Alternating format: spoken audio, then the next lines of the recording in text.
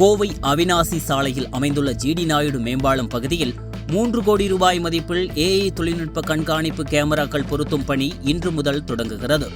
Goldwins முதல் உப்ளிப்பாளையம் வரை 10.1 kilometre நீளத்தில் அமைந்துள்ள இந்த மேம்பாலம் கடந்த ஆண்டு திறக்கப்பட்டு தமிழ்நாட்டிலேயே நீண்ட மேம்பாலம் என்ற பெருமையை பெற்றுள்ளது.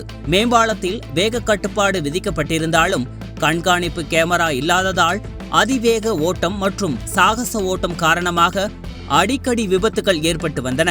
இதனை தடுக்கும் வகையில் மாநில நெடுஞ்சாலைத்துறை திட்டங்கள் பிரிவு சார்பில் கோல்டுவின்ஸ், உப்ளிப்பாளையம், அண்ணா சிலை, நவ இந்தியா, PSG தொழில்நுட்ப கல்லூரி, ஹோப் காலேஜ், கொடிசியா, விமான நிலைய சந்திப்பு உள்ளிட்ட 8 பகுதிகளில் ஏறு இறங்கு தளங்கள் மற்றும் அபாய வளைவுகள் உட்பட மொத்தம் 44 இடங்களில் ஏஐ கேமராக்கள் பொருத்தப்பட உள்ளன.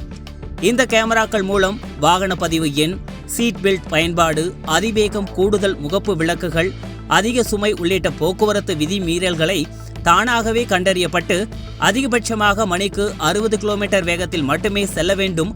மீறினால் உடனடியாக அபராதம் விதிக்கப்படும். தமிழ்நாட்டில் முதல் முறையாக கோவையில் இந்த வகை ஏஐ கண்காணிப்பு கேமராக்கள் மேம்பாலத்தில் அமைக்கப்படுவது குறிப்பிடத்தக்கது.